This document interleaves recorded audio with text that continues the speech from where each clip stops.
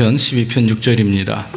여호와의 말씀은 순결하며 흑도가니에 7번 단련한 은 같도다. 우리 한번 하겠습니다. 여호와의 말씀은 순결하며 흑도가니에 7번 단련한 은 같도다. 시편 12편 6절 말씀. 한 주간 이 말씀으로 하나님의 말씀을 깊이 묵상하고 또 준용한 말씀과 동행하길 바랍니다. 오늘 말씀입니다. 마태복음 28장 11절에서 15절입니다. 마태복음 28장 11절에서 15절입니다. 여자들이 갈새 파수꾼 중 몇이 성에 들어가 모든 된 일을 대제사장들에게 고하니 그들이 장로들과 함께 모여 의논하고 군병들에게 돈을 많이 주며 가로되 너희는 말하기를 그의 제자들이 밤에 와서 우리가 잘 때에 그를 도적질하여 갔다 하라. 만일 이 말이 총독에게 들리면 우리가 권하여 너희로 근심되지 않게 하리라 하니 군병들이 돈을 받고 가르친 대로 하였으니 이 말이 오늘날까지 유대인 가운데 두루 퍼지니라. 아멘. 우리가 부활주일이고 또 이렇게 우리 주일학교 학생들하고 같이 전교인이다 모여서 예배를 드립니다. 예수님께서 오늘 부활하신 날입니다. 주일날. 그래서 새벽 안식일 후 첫날, 그러니까 이스라엘의 이제 날 계력으로는 이제 토요일이 안식일로 이렇게 해서 주일날 아침에 예수님이 부활하셔서 우리 기독교는 그 부활하신 예수님의 그 은혜를 또 그 부활하신 주님을 기념하며 또 찬양하며 예배하는 것이 이제 주일이죠. 그래서 오늘 아침 예수님은 부활하셨고 그리고 금요일 날 오후에 6시에 십자가에 달리셔서 12시에 달리셔서 6시에 돌아가시고 그러면서 하나님 앞에 큰 은혜를 우리가 경험하게 됩니다. 그래서 부활의 주님 예수님이 오셔서 우리에게 부활의 은혜를 주신 주님을 찬양합니다. 여러분 기독교는요 부활의 종교라고 합니다. 기독교는 그래서 생명의 종교라고 합니다. 부활의 종교요 생명의 종교입니다. 기독교의 모든 세상의 종교에는 그들의 대상자, 그들이 믿는 그 주인 뭐라고 그래야 되나요? 창시자라고 그래야 되나요? 불교의 석가모니라든지 이슬람의 마호멧이라든지 이런 분들은 다 돌아간 분이에요. 죽은 사람입니다. 그러나 모든 이 세상에 많은 종교가 있지만 그러나 하나 예수 그리스도를 믿는 기독교는 우리는 살아계신 하나님을 믿는 것입니다. 믿습니까? 부활하신 하나님, 죽은 게 아니라 다시 살아나셔서 하늘나라에 계시고 또 우리와 함께 하시는 그 하나님을 믿는 그 믿음입니다. 그 여러분 그 예수님의 무덤에 성지순례 가보면은 예수님의 무덤이 이제 있는데 사실 이슬람에서 얘기하는 성지도 있고 기독교 크리스찬에서 얘기하는 성지도 있고 히브리 종교에서 얘기하는 성지도 있어요. 근데 우리가 주로 이제 기독교인들이 가는 그 예수님의 무덤에 보면 거기 들어가는 굴 들어가는 그 입구에 뭐라고 조그맣게 팻말이 있냐면은 He is not here. He has risen 이렇게 되어 있어요. 예수님은 여기 안 계시다. 부활하셨다. 그런 말입니다. 할렐루야. 그게 기독교의 믿음이에요. 그래서 사랑하는 성도 여러분, 그러므로 저와 여러분들이 그 예수님을 믿고 예수님을 믿는 믿음으로 살면 그 믿음이 뭐가 플러스 돼야 되냐면요. 부활신앙이 플러스 돼야 되는 거죠. 부활신앙이 없는 믿음은 가짜입니다. 부활신앙이 뭐예요? 내세에 대한 우리도 주님처럼 부활할 수 있다. 그런 거죠. 제가 금요일 날도 잠깐 이 예화를 말씀드렸는데 펠이라고 하는 흑인 목사님이 그 교인들이 부활에 대한 말씀을 하는데도 이해를 잘 못하는 거예요. 그래가지고 어떻게 하면 이분들에게 이 부활에 대한 개념을 이해시킬까 하다가 하신 말씀이 뭐냐면 바다에 커다란 괴물 뱀이 사는데 이 뱀이 뭘 잡아먹냐면 큰 고기들만 잡아먹는 거예요. 근데 물고기들을 막 잡아먹는데 커다란 물고기 하나를 그냥 덥석 물었어요. 근데 이 물고기를 물었는데 이 물고기가 뱀의 뱃속에 싹 들어갔거든요. 그런데 너무너무 깜깜하고 지저분하고 더러우니까 이 물고기가 자기 지느러미가 굉장히 날카로웠어요. 그 지느러미를 가지고 그 뱀의 배를 싹 가르고 거예요. 칼로 자르듯이 확 찢고 나서 큰 물고기가 유유히 그 뱀의 뱃속에서 싹 빠져나오니까 그 뒤에 있던 그 뱃속에 갇혀있던 먹혔던 그 조그만 물고기들이 수백 마리가 그 큰 물고기 뒤를 따라서 그냥 쭉 앞에가 배가 갈려졌으니까 쭉 따라서 다 나왔다. 그래서 예수님의 부활은 죽음의 어둠은 죽음을 말하는 거예요. 죽음 가운데서 부활하셔서 예수 그리스도를 믿는 모든 사람들, 예수님을 따르는 모든 백성들의 그 부활의 은혜를 주시기 위해서 당신이 먼저 부활하심으로 말미암아 나를 따르는 자들은, 나를 믿는 자들은 나와 같이 부활할 것이다라고 하는 그 은혜를 주신 줄로 믿습니다. 이해가 되세요? 그래서 부활의 은혜는요, 주님 앞에 주님처럼 우리도 주의 영광을 드러내며 부활할 수 있다라고 하는 거예요. 여러분, 고린도전서 15장 42절 44절에 한번 봅시다. 거기 보면 사도 바울이 고린도 교회를 향해서 부활은 이런 것이다, 부활을 하게 되면 부활의 육체를 입는 우리들은 이런 은혜를 경험한다라고 한 4가지 말씀했는데, 하나는 썩을 것으로 심고 썩지 아니할 것으로 다시 산다 그랬어요. 우리 믿는 사람들이 죽을 때는 흙이, 우리 육신이 썩잖아요. 땅속에 들어가면 썩는데 썩을 것으로 우리가 땅속에 들어가고 믿음으로 심지는, 그러나 우리는 다시금 하나님이 기뻐하시는 썩지 아니하는 영체 몸으로 다시 일어나 선다 하는 것입니다. 두 번째는 욕된 것으로 심고 영광스러운 것으로 다시 산다 그랬어요. 여러분, 우리 인간은 죄가 많잖아요. 더럽고 추악하고 그 죄의 근본들 가만히 보면 다 그것이 우리 욕심 때문이 아니겠습니까? 그래서 감정, 상처, 정열, 열정, 이런 비난, 그런 시기, 질투, 이런 모든 것들이 우리가 다 우리 그것을 위해서 짊어지신 예수님을 바라보면서 우리가 그 주님 앞에 정말 내 모든 것들을 십자가에 못 박고, 그리고 나서는 우리가 욕된 것으로 비록 이 땅에 태어났지만 그러나 영광의 것으로 우리가 다시 사는 역사 있게 될 줄로 믿습니다. 또 한 가지, 약한 것으로 심고 강한 것으로 다시 산다 그랬어요.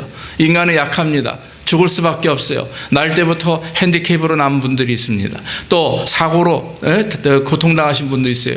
목사님 친구 중에도, 제 친구 중에도 5명이 아주 단짝 친구가 있는데, 2 친구가, 한 친구는 둘 다 목사님이 됐어요. 한 친구는 날 때부터 소아마비, 다리 한 짝이 거의 없어요. 그리고 한 친구는 군대 가서 폭탄 지뢰 이렇게 매설하다가 터져가지고 온몸을 17번 수술을 하는, 그래서 두 팔이 없어요. 근데도 중국에서 지금 선교를 하고 계시고, 이 핸디캡 목사님은 수원에서 지금 목회를 아주 크게 잘하고 계십니다.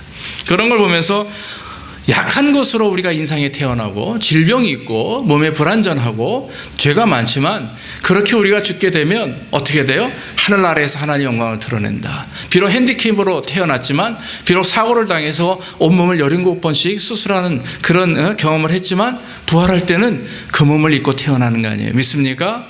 하나님이 주시는 새로운 영체, 새로운 영광스러운 몸을 가지고 다시금 하늘나라에서 영생복락을 누리게 되는 줄로 믿습니다. 사망이 없습니다. 애통해하는 것도 없어요. 질병도 없습니다. 그리고 육의 몸으로 심고 신령한 몸으로 다시 난다. 이 땅에 태어나서 육신이 우리가 땅에 묻고 죽으나, 그러나 우리는 다시 한번 주님이 부활하실 때 무덤에 있는 자들이 일어나고, 또 살아서 주님을 영접하는 자들은 그대로 주님 앞에 들림받아서 하늘나라에서 영생복락을 누리게 되는 줄로 믿습니다. 빌립보서 3장 21절에 그가 만물을 자기에게 복종케 하실 수 있는 자의 역사로 우리의 낮은 몸을 자기 영광의 형체와 같이 변케 하시리라. 할렐루야. 하나님이 변화되게 하신다는 거예요. 그런데 여러분, 제가 오늘 말씀을 드리고자 하는 것은 이 모두가 아는 사실, 부활. 그래서 모든 크리스찬들이, 모든 백성들이 부활에 대한 믿음을 가지고, 부활의 신앙을 가지고 하나님께 영광을 돌리는데, 오늘 본문의 내용을 보니까 그 부활을 은폐하는, 감추려고 하는 아주 못된 사람들이 있어요. 그게 누굽니까? 그 당시 종교 지도자들입니다. 대제사장들, 사내들인 공회 장로들, 유대인 율법주의자들, 바리새인들, 이런 사람들이 예수님의 부활을 은폐하기 위해서 아주 별의별 인간적인 못된 방법을 다 씁니다. 오늘 성경 보니까 그 무덤을 지키던 파수꾼과 군사들에게 매수합니다. 돈을 주고. 예수님이, 그러니까 분명히 우리가 금요일날 임봉을 하고 돌문을 크게 가둬놓고서 그 예수라는 사람이 죽은 그 돌무덤 앞에 서 있었습니다. 잠을 안 자고 서 있었는데, 글쎄 아침에 보니까 돌문이 열려있고 그 안에 있는 시신이 없어졌습니다. 그렇게 얘기하는 거예요. 그러니까 대제사장과 바리새인들과 그 장로들이 뭔가 깨름칙한 게 있는 거지. 왜냐하면 예수님이 부활한다고 했고 벌써 아는 거예요. 이 사람들 마음속에는 저 사람이 범상치 않아. 저 사람이 정말 뭔가 하는 일들을 보면 정말 저 사람은 좀 하나님의 아들일까 진짜? 이런 나름대로의 의심과 어떤 믿음이 반신반의해가지고 있는 상태에서 예수님이 부활했다고 그러니까 아이고 이거 큰일 났구나. 진짜 일이 일어났나 보다. 이거 어떡하지? 그러면서 자기가 당할 그런 여러 가지 위험들, 어려움들 이런 것들을 생각하는 거예요. 그리고 나서는 어떻게 합니까? 사람들에게 돈을 집어줍니다. 그리고 너네 절대로 말하지 말아라. 책임은 내가 질 것이다. 빌라도에게 가서 우리가 말할 테니까 너희는 그저 밖에 나가서 예수님의 제자들이 예수의 시신을 훔쳐서 도망갔다고 이렇게 말을 하라. 그렇게 얘기했습니다. 그래서 여러분 오늘날에도 예수님의 시신을 제자들이 훔쳐 도망갔다는 말이 유대에 퍼져 있다라고 하는 거예요. 많은 학자들 가운데서도 이 성경을 연구한다는 사람 가운데서도 예수님의 부활은 진실이 아니다. 예수님의 부활은 하나의 히스토리, 그냥 설화, 픽션이다. 그냥 이렇게 만들어진 얘기다. 뭐 이렇게 넌픽션인가 이렇게 만들어진 얘기다. 이렇게 얘기하는 거예요. 그러다 보니까 사람들이 그것을 믿고 심지어는 하나님을 섬긴다고 하는 사람들조차도 예수님의 부활에 대해서 약간 의심을 가지고 되고, 더 문제는요, 역사적인 예수 즉 과거에 살아계셨던 그 예수님에 대하여 믿지 못하는 그런 크리스찬들도 종종 있음을 우리가 보게 되는 것입니다. 저는 이 오늘 대제사장과 장로들과 바리새인들이 한 행동을 통해서 우리가 부활신앙을 믿지 못하는 이유, 우리가 종종 부활신앙을 잊어버리는 이유, 우리가 종종 부활신앙에 대한 소망을 가지고 이 땅에서 환난과 어려움을 경험할 때도 믿음으로 참지 못하고 감당치 못하는 이유가 무엇인가, 그걸 여러분 우리는 이 대제사장들과 장로들을 통해서 볼 수가 있어요. 믿습니까? 대제사장들과 장로들도 우리와 같은 사람이고 우리도 종종 주님의 부활을 믿고 의지하면서도 넘어질 때가 있어요. 그게 이유가 뭐냐면 표적 중심의 신앙생활을 하기 때문에 그렇습니다. 말씀 중심의, 성경 중심의 신앙생활이 아니라 표적 중심의 신앙생활이야. 여러분 대제사장들과 장로들이 날마다 예수님에게 찾아와가지고 한 얘기가 뭔 줄 아십니까? 우리에게 표적을 보여달라. 우리에게 표적을 보여달라. 네가 하나님의 아들인 증거를 보여라. 표적을 보여라. 그 말씀을 믿지 않습니다. 그들의 행위를 믿지, 예수님의 행위를 믿지 않습니다. 그가 선포하신 말씀을 믿지 않고 표적을 보여라. 뭔가 내 손에 갖다 줘봐라 이거예요. 우리가 신앙생활을 하는데 하나님의 말씀을 믿지 못하고, 하나님 말씀이 성경을 믿지 못하고, 살아계신 성령의 안에서 역사하시는 그 인도하심을 믿지 못하고 자꾸 표적, 하나님 내가 이걸 원합니다. 내가 이런 체험을 원합니다. 내가 이런 은사를 원합니다. 내가 이런 기적을 원합니다. 이걸 보여주십시오. 그러면 믿겠습니다 라고 우리 마음속에 고백은 하지 않지만 그런 의심들을 가질 때가 많이 있습니다. 어떤 분들 예전에 이렇게 보니까요, 은혜 받았다 하는 게 뭡니까 그랬더니 feeling, 찬양할 때 막 감동이 되고 뭐 하나님께 영광을 돌리고, 말씀을 들을 때 내 안에 정말 그 말씀이 내 안에서 나를 사로잡고 그러므로 말 내가 감동을 받고 눈물을 흘리고, 그것이 은혜 받았다 그래요. 여러분, 그러나 은혜 받음의 정의는 그게 아닙니다. 하나님 이 예배나 찬양은요, 내가 은혜 받는 게 중요한 게 아니에요. 믿습니까? 누가 은혜 받으셔야 돼요? 하나님이 우리를 통해서 은혜를 받으셔야 돼요. 근데 우리가 은혜 받는 게 중요한 거예요. 내가 찬양할 때 얼마나 은혜가 되는지, 눈물이 쏟는지, 말씀을 들을 때 아무런 오늘 감흥이 없고 느낌이 없으면 오늘 은혜 못 받았어. 그건 당신 생각이고, 은혜는 우리를 통해서 하나님께 영광을 돌리는 게 그게 은혜예요. 믿습니까? 내가 부족하지만, 내가 연약하지만 하나님의 말씀을 듣고 내가 깨닫고 내가 변화되고 내 상처가 치료되고 그러면서 하나님이 영광을 돌리는 것, 내가 회복되고 내가 영광을 내가 은혜를 받는 것이 중요한 게 아니라, 하나님은 관심이 너가 은혜를 받는 게 아니라 내가 은혜를 받았으면 좋겠다 이거야. 할렐루야. 너희 예배를 통해서, 너희 기도를 통해서, 너희 헌신을 통해서 내가 은혜를 받길 원한다. 내가 하나님으로서의 이름이 영광받길 원한다. 내 이름이 너희 입을 통해서 전 세상에 온 세계가 영광받기를 원한다. 할렐루야. 그걸 주님 원하시는 거예요.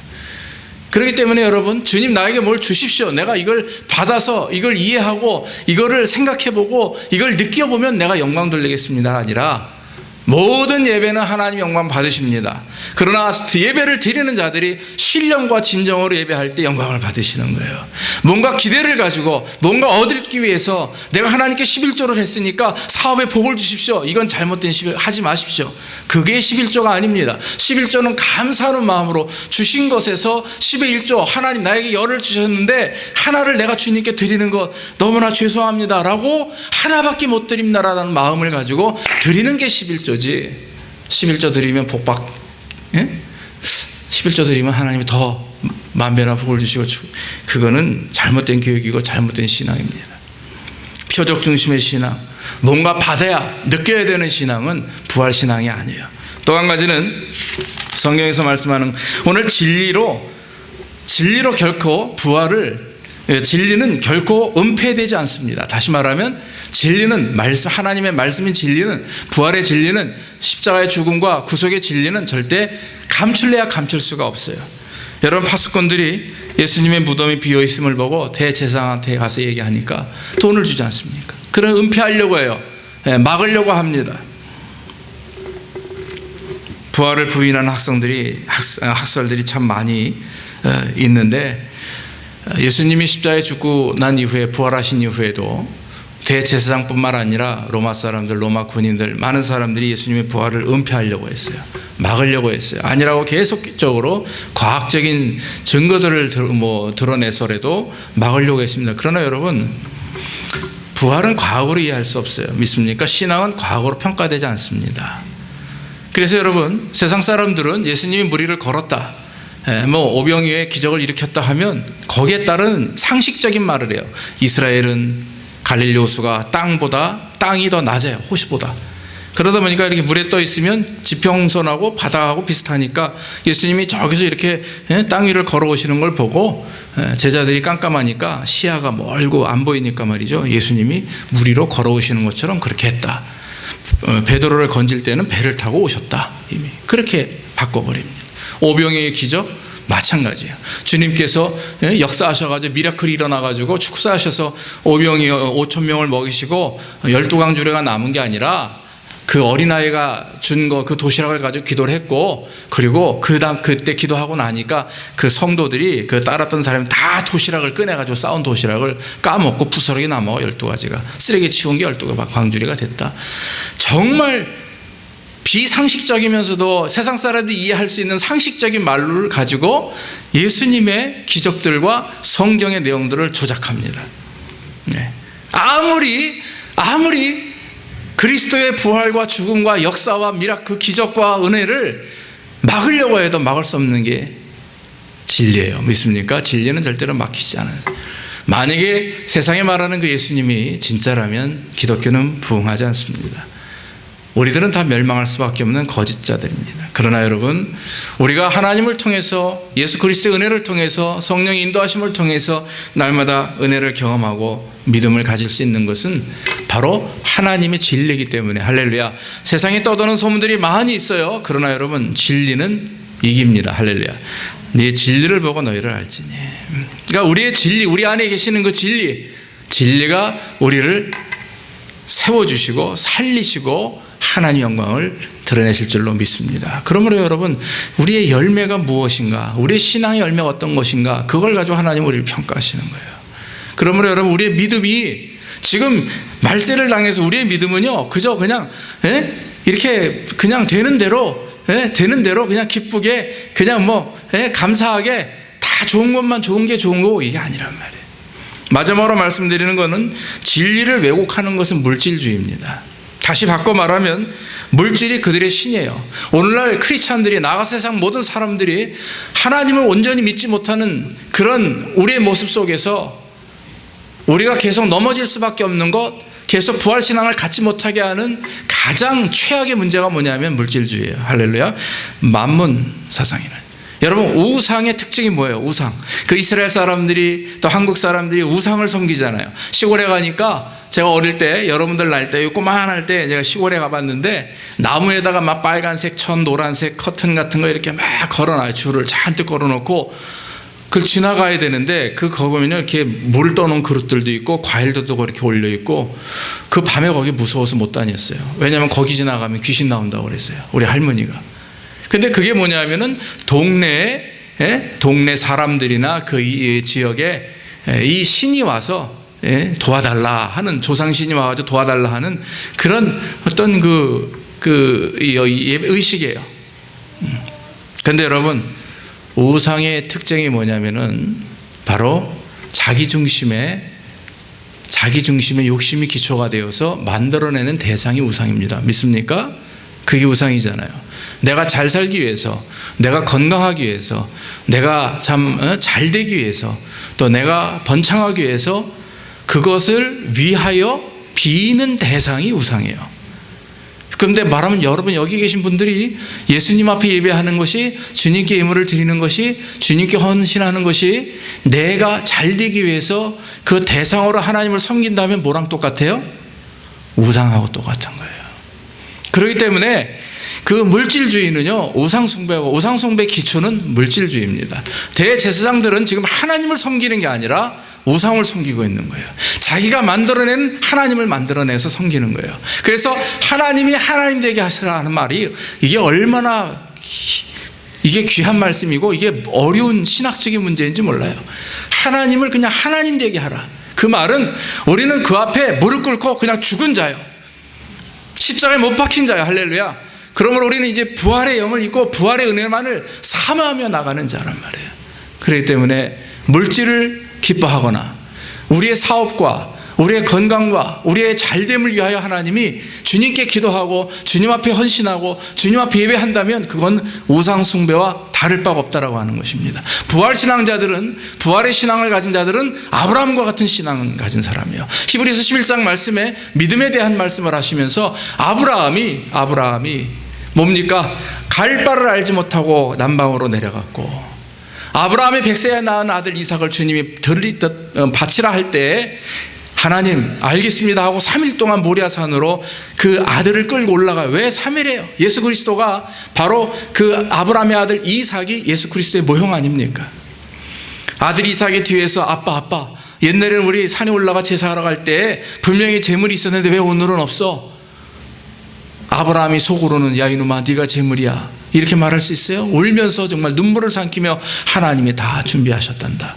갔더니 글쎄 아버지가 딱 돌변해가지고 자기를 죽이려고 해요. 다 묶였어요. 이삭도 그냥 순종하는 거예요. 아버지가 왜 이러시지? 그러면서 순종해. 정말 칼을 들고 아들을 죽이려고 하는 그 찰나에 하나님이 됐다. 내가 이제서야 비로소 내 믿음을 보았다. 주님이 하나님 앞에 믿음을 얘기했고 하나님 앞에 믿음이 있다라고 했지만 하나님이 원하시는 것은 마지막 순간 하나님을 따르느냐 하나님을 버리느냐예요. 그러므로 여러분 우리의 믿음으로 말미암아 하나님께 영광을 돌리고 우리가 물질을 섬기지 아니하고 하나님을 섬기고 또 하나님의 은혜 안에서 부활신앙을 가지고 이 세상을 나아갈 때 우리는 하나님의 은혜를 경험하게 되는 것입니다. 여기 계신 부모님들이 우리 저 자녀들에게 가르칠 수 있는 것은요, 신앙밖에 없어요. 다시 말씀드리지만 여러분들이 자녀를 위해서 얼마나 기도하느냐, 여러분들이 자녀를 위해서 얼마나 눈물을 흘리느냐, 야단치고 소리 지르고 벌 주기보다 우리가 여러분 힘들고 어려울 아이들이 참 이렇게 혼날 때에는 야단치 꼭 기도하세요. 손을 붙들고 하나님 우리 아이가 이제 그러지 않게 해주세요. 그러면 그 아이의 마음속에 내가 잘못했구나, 내가 이러한 믿음을 가져야 되겠구나, 내가 엄마와 이건 기도대로 내가 살아야 되겠다. 저는 어머니한테 그렇게 교육을 받았거든요. 죄송하지만 저는 우리 자녀를 그렇게까지는 교육 못 시켰어요. 그런데 항상 하나님 앞에 부모가 아이를 위해서 기도하는 것, 그리고 아이들을 위해서 헌신하는 것을, 그리고 아이들 앞에 온전한 예배자의 모습을 갖추면 우리의 자녀들은요 안 될 수가 없습니다. 믿습니까? 하나님이 그 아이들을 붙드십니다. 왜냐하면 신앙은 내려가는 거예요. 아브라함의 신앙이 내려가서 다윗에게 가고 다윗의 신앙이 내려가서 예수 그리스도의 땅에 태어나듯이 그 믿음의 혈통을 통해서, 믿음의 자녀의 혈통을 통해서 하나님이 그 자손 만대 복을 주실 줄로 믿습니다. 그러므로 그 자녀들에게 부활 신앙이 이루어지게 되는 거예요. 그러므로 사랑하는 성도 여러분, 오늘 말씀을 일찍 맺습니다. 우리가 이 부활 신앙, 하나님을 믿고 의지하는, 그래서 우리가 주님처럼 부활의 영체를 입고 주님의 나라에서 영생 본락을 누립니다. 그러나 세상은 부활을 은폐하려고 합니다. 우리 자신들도 부활 신앙을 잊을 때가 있어요.